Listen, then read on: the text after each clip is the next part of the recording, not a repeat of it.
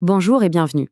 Aujourd'hui, on s'attaque à un puzzle qui est vraiment au cœur des mathématiques, l'ordre des opérations. C'est un peu la clé secrète qui permet de transformer des équations qui ont l'air compliquées en un chemin tout tracé vers la bonne réponse. Alors, quand on se retrouve face à un calcul comme celui-là, la question qui vient tout de suite, c'est on commence par où? On fait l'addition, la multiplication ou ce qui est entre parenthèses? C'est vrai que sans un ordre bien défini, on pourrait trouver tout un tas de réponses différentes. Mais pas de panique, il y a des règles très claires pour nous guider. Voilà le programme pour démêler tout ça. On va d'abord comprendre le défi, ensuite on va poser les règles du jeu, d'abord sans les parenthèses, puis avec. On va même découvrir une petite astuce de pro, la distributivité, avant de tout synthétiser dans un plan d'action infaillible. Allez, c'est parti. Avant de se lancer dans les règles, c'est important de se rappeler d'une chose. Les maths, c'est un langage universel. Peu importe que les mots soient en arabe, en français ou n'importe où, la logique, elle, ne change jamais. Et c'est justement cette base solide qu'on va construire ensemble. Le point essentiel, il est là. La logique mathématique, elle est la même partout. Les mots, eux, peuvent changer. Ce qu'on appelle el jemaran en arabe devient addition en français. Mais le principe derrière, lui, reste exactement le même. C'est juste une question d'habitude, en fait. Bon, rentrons dans le vif du sujet. Pour y aller en douceur, on va regarder les calculs qui n'ont aucune parenthèse. Comment ça marche dans ce cas-là? Eh bien voilà la toute première règle, il faut voir l'addition et la soustraction comme des opérations de même niveau, des paires en quelque sorte. Et c'est pareil pour la multiplication et la division. Du coup, quand un calcul ne contient que des additions et soustractions, ou que des multiplications et divisions, la règle est toute simple, on calcule de gauche à droite dans l'ordre d'écriture. Prenons cet exemple, 10,5 plus 4,2 moins 5,1.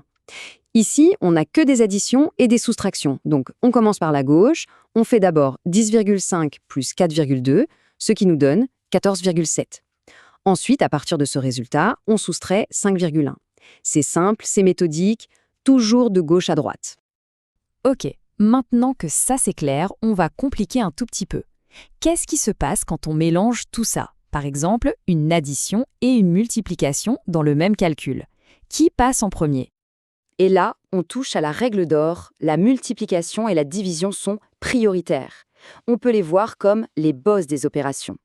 Dans un calcul qui mélange tout, on doit toujours, mais alors toujours, faire les multiplications et les divisions en premier. Regardons cet exemple. On a de tout. Multiplication, soustraction, division, addition. On applique notre règle de priorité. Donc on commence par les chefs. 3,5 fois 10, ça fait 35. Et 12 divisé par 6, ça fait 2. Notre calcul devient donc 35 moins 2 plus 0,7. Et maintenant, il ne nous reste que des additions et soustractions. Alors on y va, de gauche à droite. Bon, jusqu'ici, on a une hiérarchie bien claire. Mais il existe un symbole qui peut mettre tout ça de côté, qui peut ignorer toutes les règles qu'on vient de voir. C'est un peu le joker des maths. L'analogie ici est parfaite.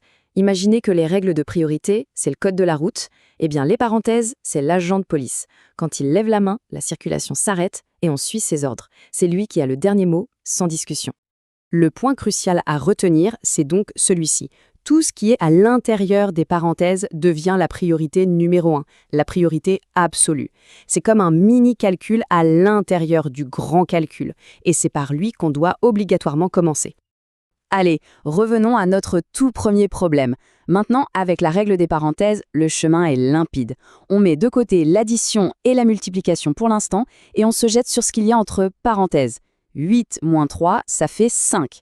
Notre expression devient 10 plus 4 fois 5. Et là, on applique la priorité de la multiplication. 4 fois 5, ça fait 20. Et pour finir, 10 plus 20, 30. L'ordre a mis de la clarté dans le chaos. Voyons maintenant un outil un peu plus avancé, une technique vraiment maligne pour gérer certaines expressions. Ça s'appelle la distributivité ou an-nashr en arabe. L'idée ici, c'est de distribuer le nombre qui est à l'extérieur à chaque nombre à l'intérieur des parenthèses. Si on prend le premier exemple, au lieu de faire 7 plus 4 d'abord, on peut aussi faire 2 fois 7, puis 2 fois 4, et additionner les deux résultats. C'est juste un autre chemin pour arriver au même résultat, et parfois c'est très pratique, notamment pour le calcul mental. C'est le moment de résumer tout ce qu'on a vu. On va tout rassembler en une petite liste, une sorte de pense-bête super facile à mémoriser. C'est la séquence à suivre pour n'importe quel calcul. Et voilà l'ordre final, l'ordre de bataille.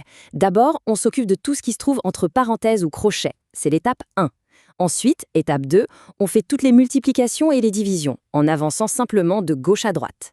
Et enfin, étape 3, on finit le travail avec les additions et les soustractions, toujours de gauche à droite.